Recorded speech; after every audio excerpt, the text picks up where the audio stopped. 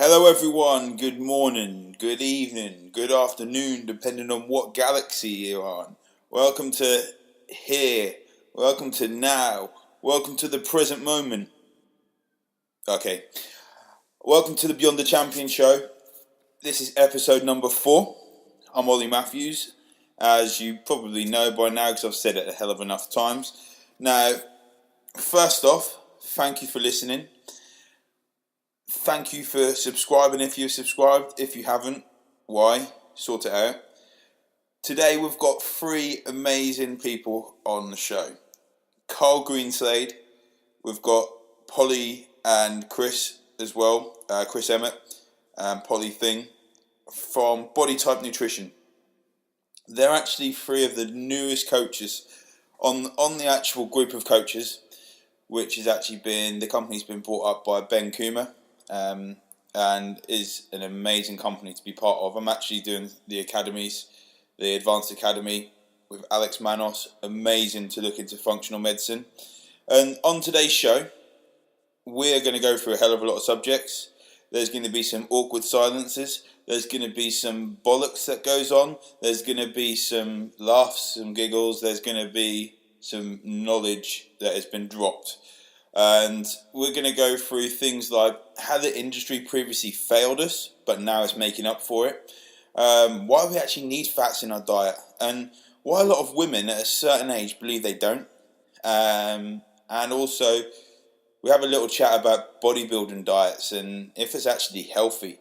So, have a listen, see what you think, drop us a review, and when we actually get up to 50 subscribers and reviews and we get some good constant amount of listeners, I'm going to give away some of my actual wages from Protein Dynamics in the form of protein shakers, pre-workouts, different protein bars, and there's going to be some good giveaways. But for now, if you want to get 20% off that, go on to proteindynamics.com, select whatever you want, and then put OJAY20 in the code when you actually proceed with your order, and you'll get 20% off that. So enjoy the show. Thank you for listening. Let's go. Hi guys. So as we said, we've got Carl and Ollie here, the 2 of the new Body Type Nutrition coaches.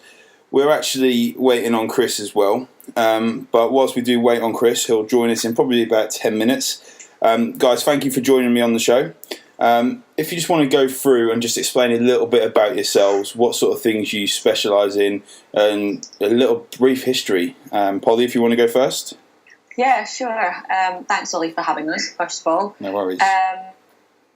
So I have just become one of the new coaches, as you said, with Body Type Nutrition, and working with Ben Coomber and Stephen Box and all those great guys on that team. Really fantastic to be working with them. A quick brief history about myself. I actually started off as a professional dancer, and after that I competed in a lot of mixed distance triathlons and various endurance cycling and swimming events for quite a few years, and then I went on to start doing some weight training in the gym, which was a bit daunting to start with because our gym was sort of full of big beefy guys, and there was little old me, sort of 45 kilos, little skinny girl in the gym. But that just progressed, and that's really what I'm concentrating on now. Doing a lot of hypertrophy and strength work and conditioning work with both myself and my clients.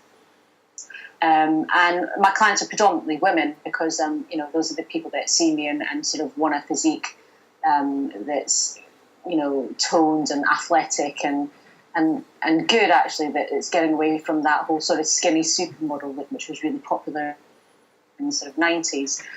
So my specialities really are, helping women really get into good, athletic, strong, fit and healthy shape, and teaching them that nutrition is a massive part of that.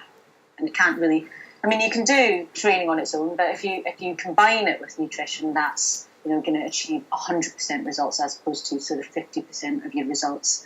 And that's really, what I'm passionate about. I'm passionate also about helping people with disordered outlooks on eating, because there's a lot of people out there, and you don't really realise that until you start talking to them, that a lot of people have very sort of not always bad, but disruptive relationships with food, and helping them get over that is a great achievement on both my behalf and for themselves as well. So cool. Yeah, that's what I'm really passionate about. Well, I mean, there's plenty of things to focus on, and we'll get further into the show. We'll look into a little bit more about the disordered eating plans, and a little bit from your transition from endurance to weightlifting, and how that's been with your mind as well.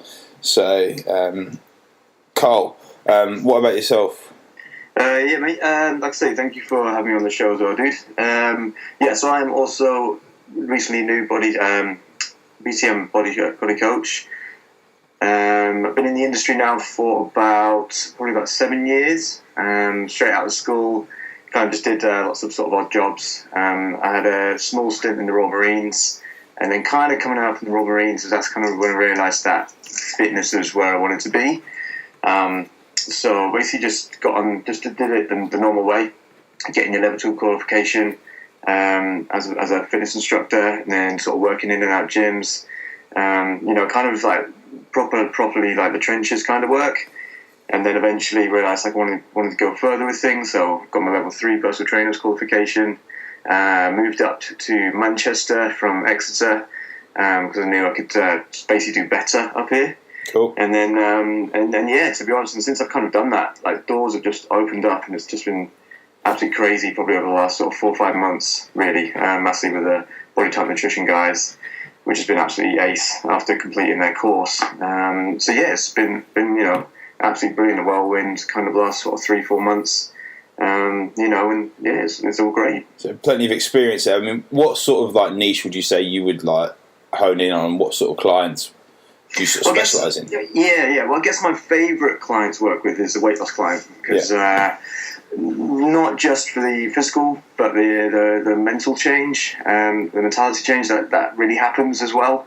Watching somebody come out of their shell as such, and just with the confidence that they can get, along with sort of any other aspects, it's brilliant, and it's so rewarding to kind of see that. As such as obviously I'm working with all types of people, but I'd definitely say that's my favourite kind of person to work with, because I just feel they yield the best results, and it's to be honest, like it's a lot more fulfilling for me to be working with those people. Yeah, I suppose you see the health changes, but as you mentioned, like the mindset. It's every time you see a client go from like, oh, this is going to be hard, to then starting enjoying it, to getting more energy, to actually being able to focus and just being so positive. It doesn't just reflect on your coaching, but it also it spreads out to their family as well and their friends, and it's just crazy to be able to network out that way, isn't it? Mate, without a doubt. And like with the mind as well, like Polly, you said about you've gone from dancer to endurance, and I suppose you see the physique of like professional dancers, and then you see the physique of endurance athletes.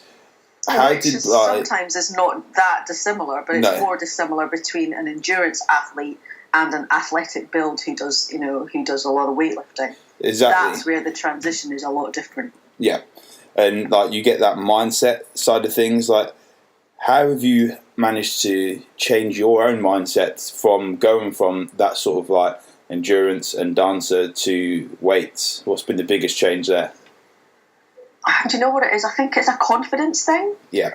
The confidence and the sort of empowerment you get, especially being female, which obviously I am. Yeah. You get so much more from weightlifting, because I think it gives you strength in the body. It also gives you strength in the mind, and that creates self-esteem, confidence levels boost, and that just that translates then into other aspects of your life, which is something which you didn't get from endurance racing. And endurance racing is great because you get these achievements, and I'm not knocking it at all. I think it's phenomenal, and I think people that do it are very strong-minded. But it's a different kind of strength, and weight training is great, and you build a physique that people want to be looking like. That's what a lot of the ideal is now. When you look at on social media, and you see all these sort of competitors and stuff. They are not endurance athletes. They are bodybuilders. So yeah, I think that's the ideal sort of cover model look now. Is where you want to be doing is what you want to be weight training. That's what you want to be doing. And like with regards to like the endurance side of things, I know from myself coming from a bodybuilding and sort of a weightlifting background, but working with a lot of endurance athletes now with performance and nutrition, I've seen a lot of minds like going towards that they can't have too much fat in their diet and things like that. And as we mentioned on the post on Facebook, like with the fitness industry potentially, like where is it failing us? And something I see is there's a hell of a lot of people thinking that they need to go low fat. Is that something you noticed a lot when you were doing the dancing and doing the endurance? The thing about that is the low fat diet stems from sort of the 1980s and the 1990s, and that's why we're seeing a lot of problems for women in their sort of late 30s and 40s having conception troubles. Is because they were all on these low fat diets, and the low fat diets are.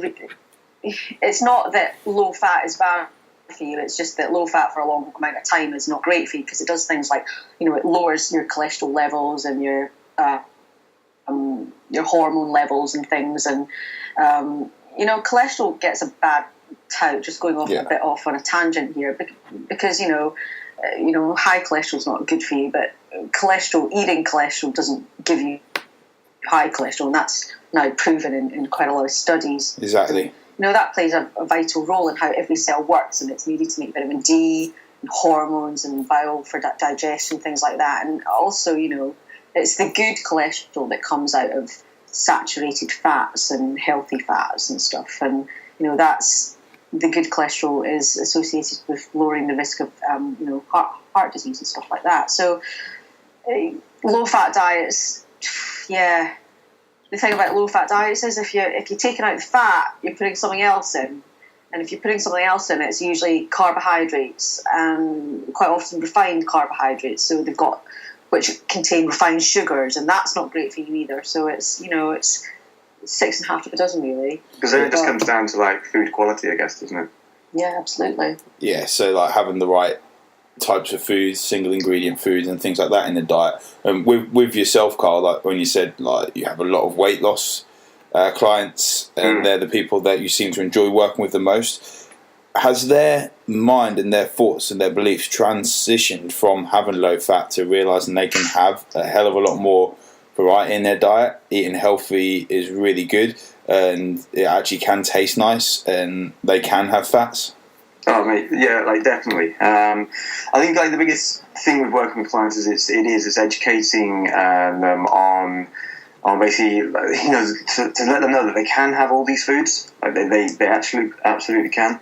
It's massively always just down to the quantity of each sort of food group, which is always going to be the problem. Yeah. The basic calories in, calories out equation.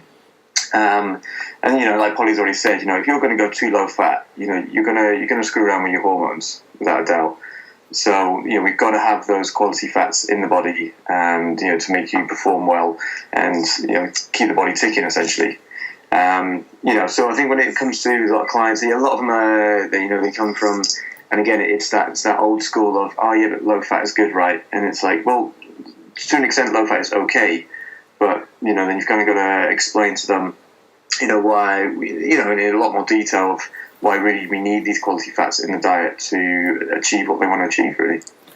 Exactly. So how do you see the fitness industry has been its own worst enemy with regards to that, different diets and things? Like how has it actually not even helped people? So as we said, it's failed people. I think that actually, Ollie, the fitness industry nowadays, quite recently, I'd say in the last year or so, has actually helped a little bit with regards to the sort of why low fat diets are bad for you, because you've got other great, apart from people like Ben Coomber, you've got other really good, highly respected people in the industry, especially in the UK, like Phil Graham and Phil Lurney and Mark Coles and stuff. Just preaching the benefits of fats. Yeah. So, they'll do seminars and podcasts and stuff like that and tell you about the benefits of, having good fats in your diet and, things like, benefits which people might not think about. Well, they won't think about because they'll just think eating fat means you'll get fat. But, it does things like lines cell membranes, hydrates your skin. Obviously, it's important for hormonal balance. And then you've got the essential fatty acids, which are called that because they are essential because your body can't make them. And, we need to have stuff like that in our diets. And so I do think that it's becoming better, a lot better. Yeah, with definitely becoming to better. Sort of getting out in the industry. I think as well, like that we see it like every day. I mean, I've subscribed to God knows how many different podcasts on my phone, and they come and I get an update saying, "Okay, yep, there's a new one," and I'll listen to it. So I'll hear the information straight away.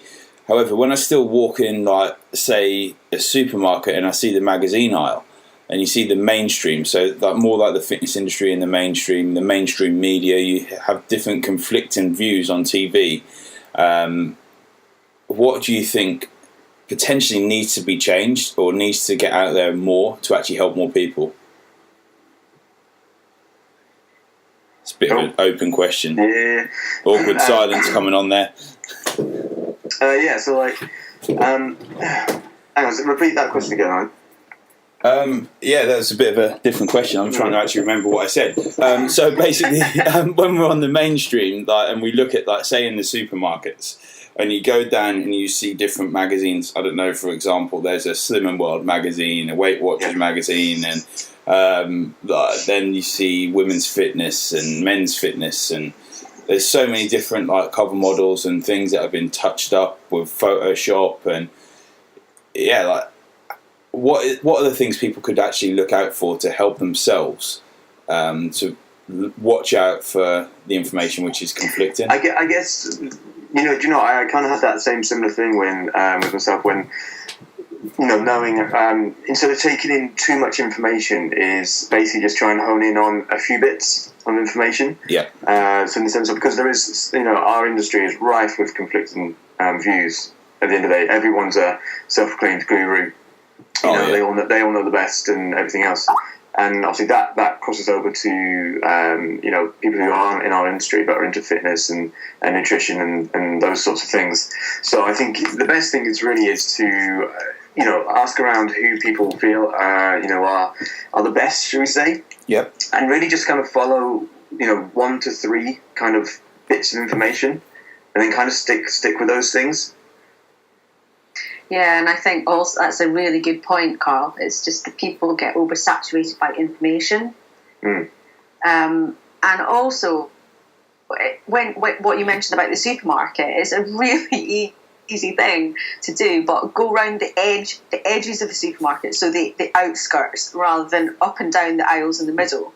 So on the outskirts of the aisles, you'll see all the fresh fruits and vegetables, all the meats, all the poultry, everything that is basically what we call single ingredient foods. So foods coming from the land and that don't contain any they haven't been processed, they haven't had anything added to them.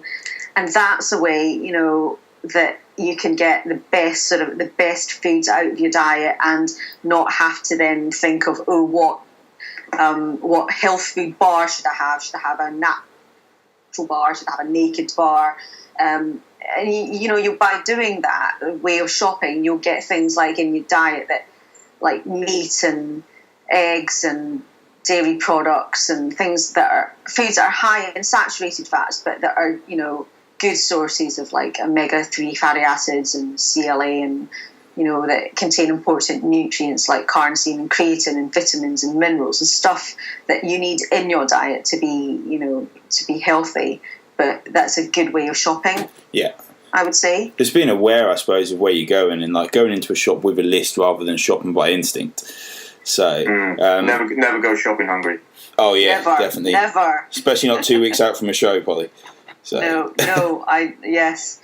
We don't do that. I'm blindsided like a horse. Yeah, you got your blinkers on. Chris is ready, by the way, to come on the call. Yeah, I'm now going to add him on. So we'll get back to like the supermarket and things we see in the supermarket in a minute. I'm just going to put a note on that. So let's add Chris in, and if we hang up, then I'll just press record again. Okay, are we all hanging up? No, we're dialing Chris now. Okay. So yeah, I might edit this out. I might not edit it out. It depends whether my Mac plays ball. Hello, Chris. Are you there? I am there. I'm good. That sounded like a bit of like Eurovision or something like that. Well, that was a seamless link. But we are actually recording. Okay. So we've done about 10 minutes. So please do not swear. Yeah, so please do not swear. You are live. Possibly late. Yeah. So first off, Chris, thanks for joining us. No worries. If you just want to tell us a little bit about yourself, we know you're the third of the new body type nutrition coaches, not in any particular order. But yeah, if you wanted to tell us a little bit about yourself, your history, and the sort of clients you work with. Okay, yeah, thanks. So I've just joined Body Type along with Ollie and Carl. So I suppose if I go back to... I started... my long sort of journey in sort of sports and sport PT and nutrition started probably at school really, when I started playing rugby about sort of 14, 15. When I was younger, I was always a little bit slighter, not quite as big as some of the guys I played with. So automatically getting into sort of rugby, my main motivation was like, okay, I want to see if I can maybe put on a bit of lean muscle mass. And through a lot of trial and error of getting in the gym, started to just really enjoy, training, lifting weights, that kind of stuff.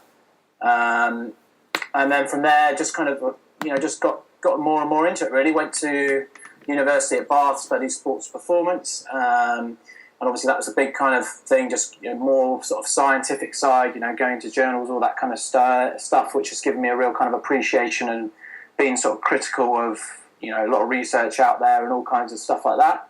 After I finished uni, I went away travelling for a year. It gave me a lot of time to just sort of sit back and sort of focus about what I wanted to do. I had no idea what I wanted to do, but it's something in sports and training and nutrition. When I came back, got qualified as a level 3 PT.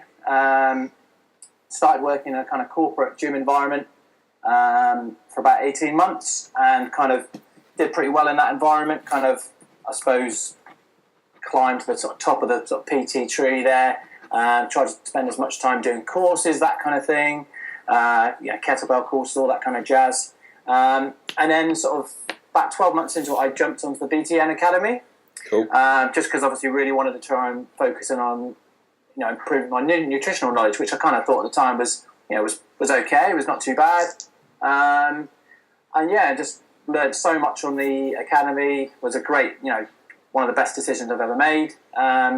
And obviously, luckily I qualified in March, but then lucky enough to get offered a role, which I was completely blown away by. I mean, I actually went to university with Steve Box, who's our head coach now, so I've known him for quite a few years.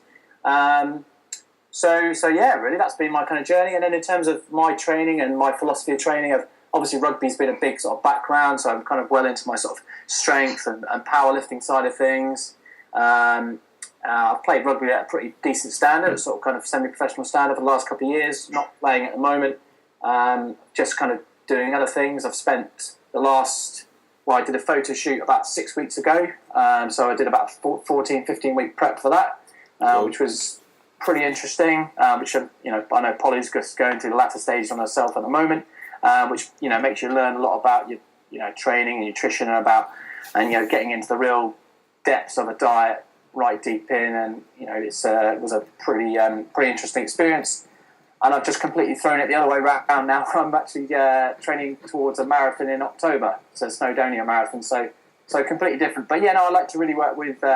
Obviously, the nature of the work is with PT and nutrition. You're always going to work with quite a lot of weight loss clients. Yeah. But then I really like to I'm going to really try and specific go into sort of working with kind of strength athletes to a degree, powerlifting. Potentially then, that kind of side of things. I think that's the kind of route I'm going to take sort of potentially long term. But I love working with weight loss clients or clients just want to get a bit healthier, just get a bit fitter really. And I suppose that's me, whether, Cool.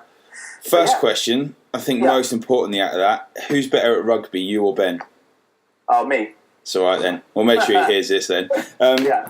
With regards to both, I suppose this goes out to you as well, Polly.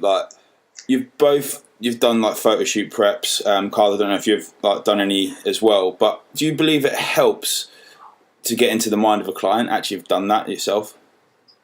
Oh, definitely. I think that you can't. I hate the phrase "walk the walk," but it is actually true.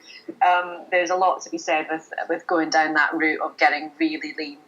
It's not for everybody. Definitely not for everybody. And I think as for clients, you have to assess them first to see whether they have the correct mindset to do that, because you have to be in a fairly good starting position, I'd say, to go down that route. But it's a whole different ballgame. It's being disciplined and being determined enough to turn down sort of parts of your everyday life that you got really used to, and just changing your whole mindset towards, having this goal, this end goal, and knowing that there's some things that you have to sacrifice, and things are going to get a bit sticky and a bit difficult at times. But yeah, it's been a very interesting journey. I mean, I've done photo shoots before. That's slightly different from going down the whole competition route, which is even a little bit more harsh, I'd say. But it's been interesting. Yeah. I'm not saying I'll do it again, the comp thing, but I'll wait for a couple of weeks and then I'll tell you. Do you feel it is 100% healthy to get to that body fat levels and to actually do shows? Like all the time. I'm still pretty healthy myself, but then I had a very, I started off from a great health point of view, vantage point. No, it's not healthy. It's not. But you have to, as long as you make the right food choices in your prep. So when you eat what you are eating, even though you're in a deficit, you are choosing healthy, balanced, nutritious foods, and a variety of them. I think is really important. And you're not restricting yourself to like 4 or 5 foods, then I think you can maintain your health throughout the prep, definitely. Skin and hair and things are a good indication of that. And especially for women, the sort of hormonal side is a good indication as well. Yeah, I suppose it then goes down to that old school, I'm having chicken and broccoli 10 times a day, which everyone seems to think it can be. But you can have a hell of a lot of foods and a hell of a lot of variety, even when you are getting very lean. But yeah, I know what you mean with regards to you get to a certain body fat and it takes a lot of strain on you. And when we look at the fitness industry, there's that whole amount of fitness isn't just what you look like. It's about your social well-being, isn't it? Your health, your family, your business and things like that. So things do have to get sacrificed. I would say only with that is, so when you ask the question of, does it make us a better coach when we, take our body fats down to that sort of percentages and stuff? The chances of you doing that with Joe Public are very slim. Yeah. So I wouldn't see how that would make us a better coach, sort of to have gone through that, because you're never really gonna take a client through those same ropes, I suppose. Because like I said again, really as practitioners or whatever you want to call us, coaches. We are looking for that overall health benefit over anything, over any aesthetic look or anything like that. I always say to my guys, what we're trying to do is we're trying to bring your biological age as low as we possibly can. So I would say, so with that, I would say you should always be trying to go for the health over the health and performance, should we say, than over the aesthetic look. Yeah. Exactly. Yeah. Like with regards to that, then we look at the healthy side of things and people invest in a coach. And where I'm actually going with the question, I don't actually know 100% where I'm going with it. But why should people invest in a coach, and like even coaches investing in themselves? Yeah, I mean, I think just sort of adding from what Carl and Polly have said there, that is it healthy and does it help with coaching clients? I suppose sitting on the fence, yes and no. Like, it does help getting down to that degree where, as sort of coaches who kind of, as we kind of live the lifestyle to a degree, for us it can seem quite easy just to maintain what we've got. Yeah. So when you put yourself in a position where you've got to change things, you put yourself in the position of saying you've got a client who's got a lot of weight to lose and they automatically have to change a lot of things, potentially. So you kind of put yourself in a position where you're out of your comfort zone, where some of your clients have got to potentially do that to make changes. So although the goal might not be the same, because you're putting yourself out of your comfort zone and you're having to commit to things like, I mean, I had some really hard times in my prep for the shoot, because me and one of the other coaches, Dan Meek, and the other coach, Simon Herbert, when we did it, when me and Dan started it from a long time ago, we were like, we're not just going to get in to photo shoot condition, we're going to get into competition condition, so we're going to get down to 6-7% body fat. So we knew where we were going with it. But you know, I had attend a couple of close weddings where I knew I couldn't get away with drinking or having pudding or having whatever it might be, because I was so close that, you know, it wasn't the case of where it would set me back. It'd be, you know, what I'd mentally think about that I hadn't given it my all. So yeah, you've got to make it, puts you in a position where you have to make a lot of changes, which you're probably not comfortable with, but you know, for what your goal is, that they need to be done. In terms of the health side, I'd say no. In terms of getting that low body fat, it's probably not healthy, and it's not just a case of what your body's like. It's like the last 4 weeks, I slept terribly. Like there was so much stress in my system. My body wasn't getting enough of what it wanted. My mood was pretty poor. You know, I just kind of. I'd eat and I was hungry half an hour later, and I was counting down the hours I eat, and it gave me a bit of a bad mentality of just wanting to eat and not even being hungry, but just obsessed about it. So obviously that's a negative. You know, you take the positives out of it and you look at the photos and how well you got, and you go, wow, that's awesome, that was great work. But yeah, it's probably not the healthiest thing to do to get down there consistently, but that's why a lot of the guys on the front of magazines or doing competitions, they don't sit there all year round. Like, and that's what a lot of people in the public don't realise. They see someone on the front of Muscle and Fitness and think, I'd love to look like him. I was like, yeah, they just think they're ripped all year. Yeah. Exactly. So like, you know, we were at Body Power this year, and Steve was there with us, and Steve's going to a stage where he's trying to really add on as much muscle mass as he can. So as a result, he's probably not as lean as where he is normally or where he'd want to be. But we realise that, and you know, don't think people realise that you know, there's a lot of hard work that goes into when you get that snap, that photo taken. It doesn't mean you look like that for the rest of your life. So I think people, you know, I work with part of the work I do is I work sort of quite a lot of sort of students and boys at school, and they're always asking me questions about how do I get in this shape, how do you get a six pack, and it's like they're still very naive about the fact that they believe everyone who they see in the public, whether it's Ryan Terry or whoever it might be, kind of sits there all year round. Oh yeah. So yeah, in that regard, that's what I'd add to that. So it's an interesting one, because there's such a mindset now that everyone's obsessed by aesthetics, and Carl made a really great point there, that they probably don't put more of an emphasis on actual health. Just because someone's ripped and got 7% body fat doesn't mean that they're healthier than someone who might be 12% body fat without any visible abs. Oh yeah, exactly. I mean, when we look at pictures, and I know me from a personal perspective and where my mind is at right now, I mean, one of my coaches is an actual mindset coach. So I look at pictures of where I was, and this is when I was in shape as a bodybuilder and competing, and I look like, yeah, I'm in decent shape. Okay, I didn't win shows, but I was the best shape I've been in. But mentally, where I am now is a completely different place, and it's a much healthier place. And I believe that with the fitness industry, like personally, like what I believe, and I think this is where I was coming to with regards to when I was talking about the supermarket before you were on here, Chris. When we go down the magazine aisle and you see on the front of magazines, you see these models, and it doesn't seem honest, like with the industry, of how people actually look on a day-to-day basis. No, probably not. No, it's not. I mean, and I think that's one thing that I've kind of maybe not struggled with, but getting my head on post doing the shoot, is that, you know, obviously it's great when you do the preparation to a shoot, because every day potentially your condition gets better and better and better. You don't mentally prepare that afterwards you might every day just start to look a little bit worse, and that can be really mentally quite hard. And I kind of I've reverse dieted, you know, I'd say 80% on it. You know, I've allowed myself to, if I'm in a social situation, to kind of be more relaxed, which is normally how I'd live, have my lifestyle, but still feeling very healthy. But yeah, so that's the mentality that people forget about, is that, you know, post, you know, it's great to get to that condition, but are you going to be able to maintain it? Probably not. No.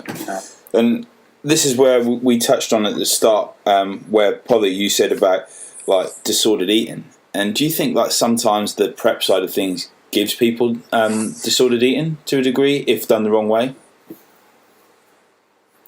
Polly, even there? Sorry. Yes, I do. I think you actually made her fall asleep then, Chris. She was thinking. Probably listening to me babble. I was thinking about food and then just like fell asleep. Yeah, this is why like 2 weeks out don't like record a podcast. Imagine put yourself into a food coma just by thinking about it. Yeah. I'm actually pretty good right now.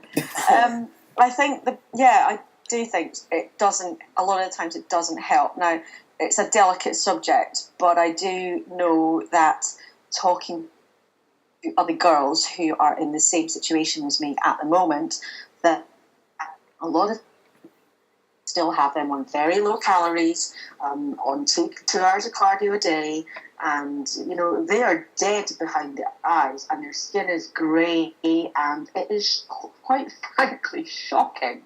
Very. And I think this is coming from their coaches who don't necessarily have had the experience, who are just maybe following a plan that's out there just for the general public from online somewhere. From, I don't know, people get their plans from Instagram these days, and they've not been coached properly, and that's why I have a coach. I have Stephen Box as my coach, and the reason why I entrusted him as my coach is because he's got tons of experience with this kind of thing.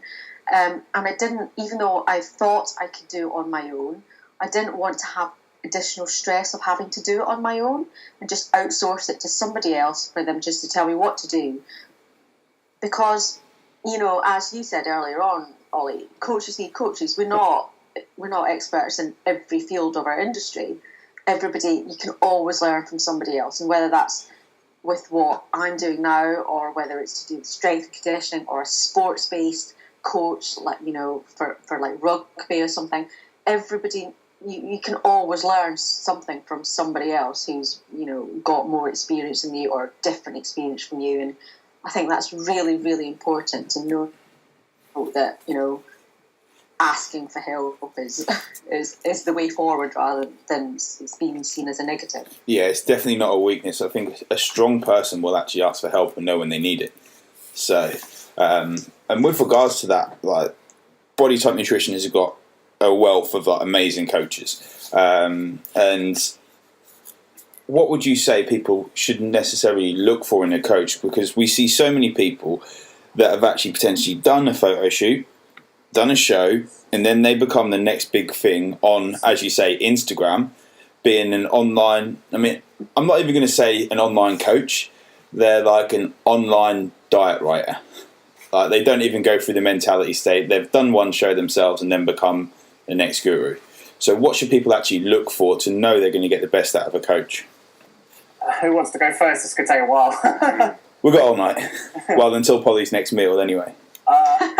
Well, I'll go and I'll try and be far. I suppose, that's a really good question, and I think, there's a lot of people who just put themselves out there. I mean, obviously, us three, as ourselves, our coaches, are still quite young to the whole coaching process, so we can't sort of talk as if we, are well experienced. But we're all, all like to sort of carry ourselves well. I suppose it just try and find someone in the industry that you actually know and respect, and who's got testimonials to show for it, and that's not just about 12-week testimonials that I got this person to look like this from this. Sometimes those 6-month ones are more valuable, because the thing is that the whole transformation photos that you see all over the internet these days, it's like if someone wants to get in better shape or become healthier, it's about longevity and consistency. Yeah. Go through the right channels really.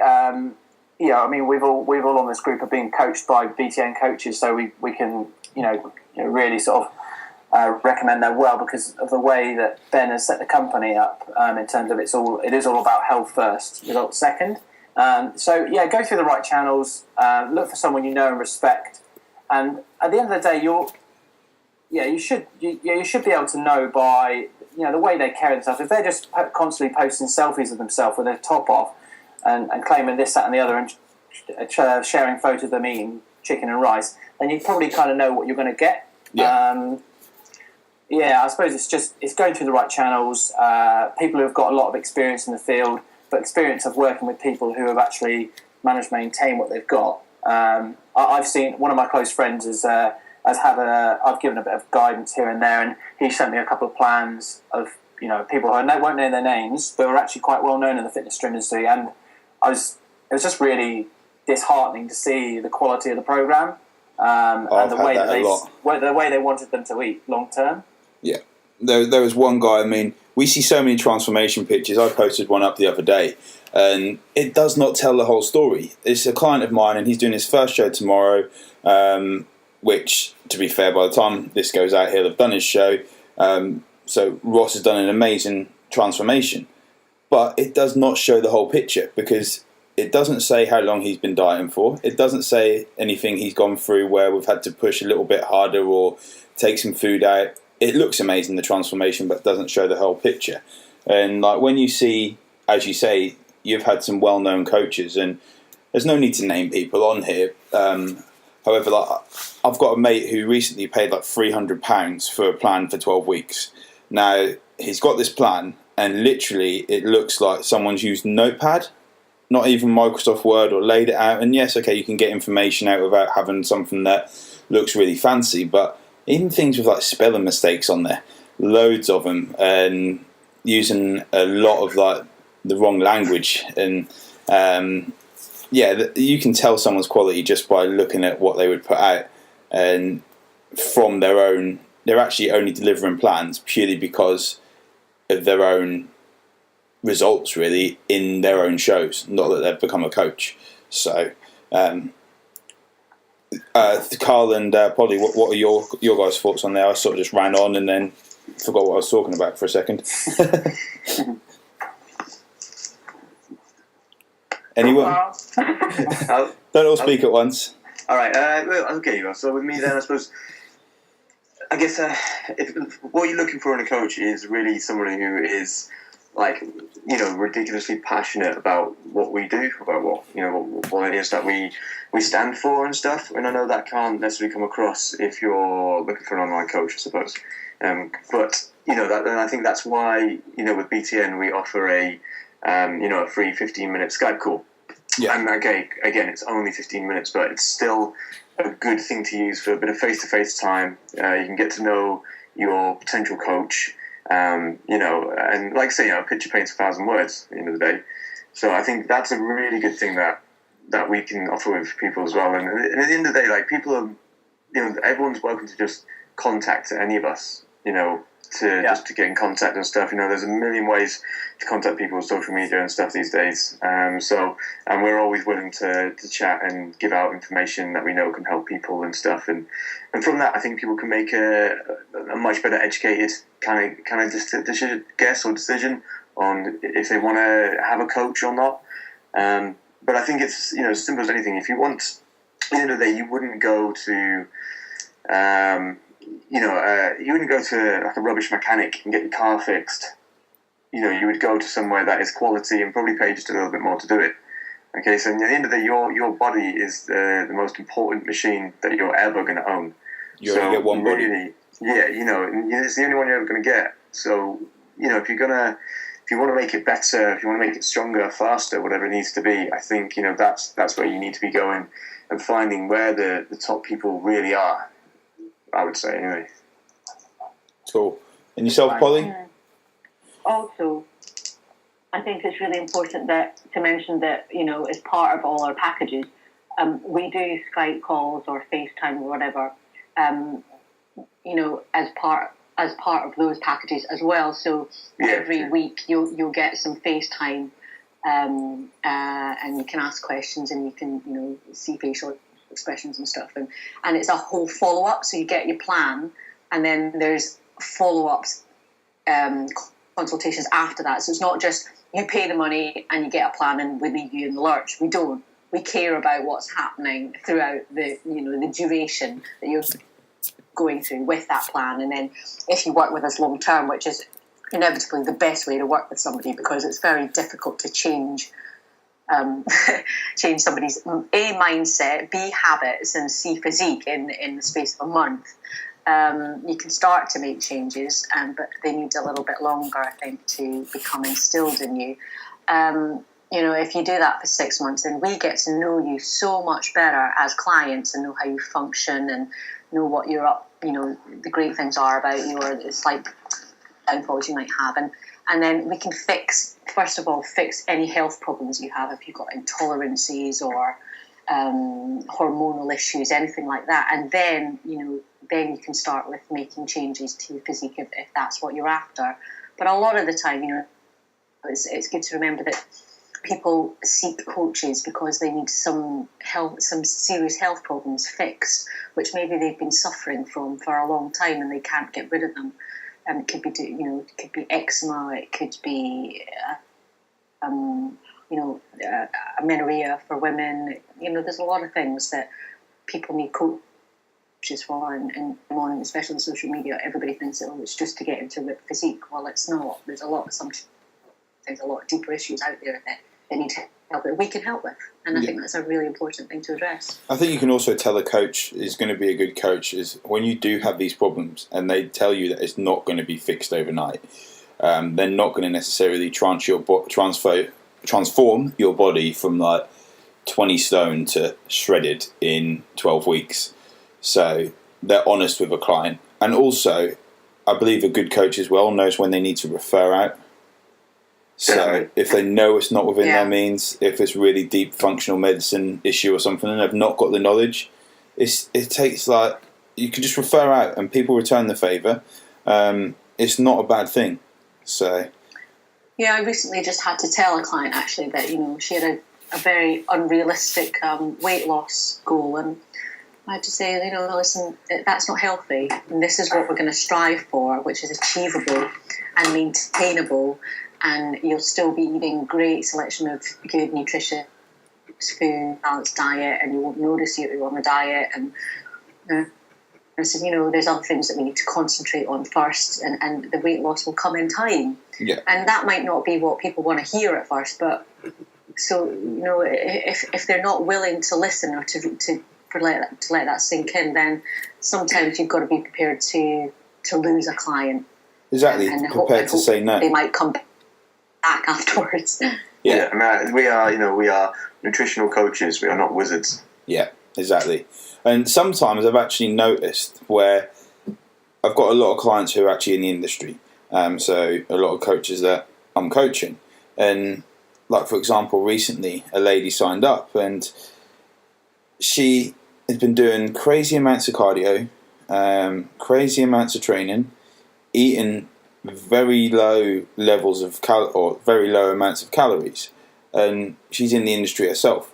So she's not been doing it overnight and then just wants to lose a few kilos. But being honest with that person, it's about educating them and actually getting them to learn why they've sorted things out. And yes, they come with you with a weight loss goal, but as soon as you speak to that person and you're honest with them and you can develop them over time, and change their expectations from saying you're not going to lose so-and-so weight, here's what will happen.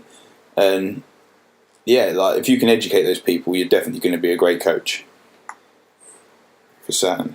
So I think you've got to be a bit empathetic with their situation as well. That you can't if it's the same with PT. Because I've been a trainer for longer than I've been an online coach, obviously, is that I've worked in quite a lot of gyms where, people might, I've seen trainers work with clients and just nail them into the floor. I was like, I could do that in 5 minutes if I wanted, but I'm not going to do that. Oh, yeah. That's not the right attitude to have. Is that you might have a client come in one day and they might come in and you might look at them and just like, your energy level is not where it needs to be. So by sending them, say, listen, we're not training today, just go home, get your rest, whatever. And you've got to be like that with your online coaching as well, because you're not in a situation to actually see them, so you have to really kind of engage in what they're saying, what their kind of, what their language is like, because a lot of the times you might have a client who, if they are overweight, they're going to be a bit sensitive and a bit kind of feeling a bit vulnerable about where they are.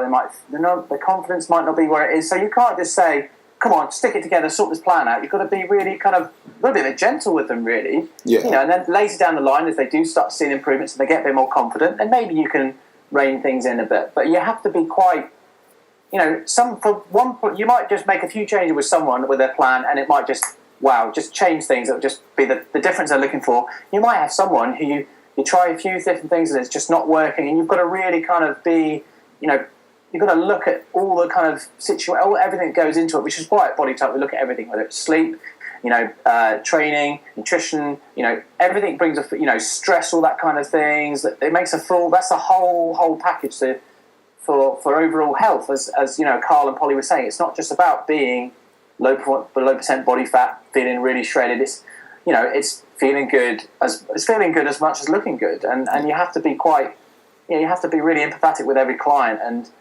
because not everyone's different, so people are going to react differently. I suppose this is that showing empathy, not sympathy.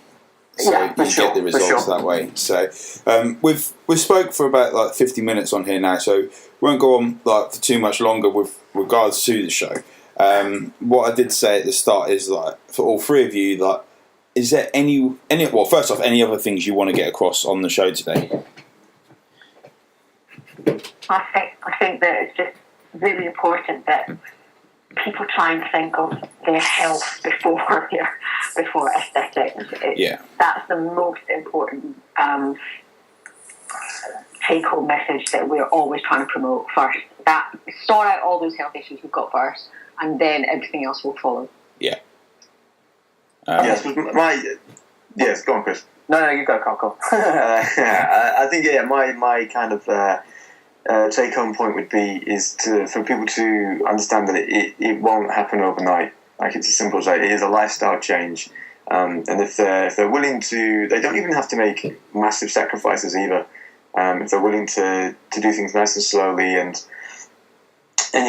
just be sensible with things, it's the journey can be quite fun actually, and really rewarding come the end. Yep.